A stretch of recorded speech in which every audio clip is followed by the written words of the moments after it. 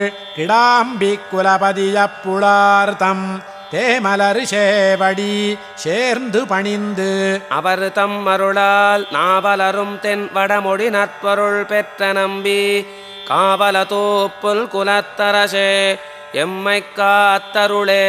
அருள் தரும் மாரண தேசிகனே எங்கள் தூப்புல் தேவே வரு கவிதார்க்கிக சிங்கமே வாதியர் வாழ்வருத்தாய். இருகையுங்கோப்பி புரைக்குமிவ் விண்ணப்பமொன்று கேளாய் உருவவெனக் கருளாய் என்னுமுள்ள முன் தொண்டரையே.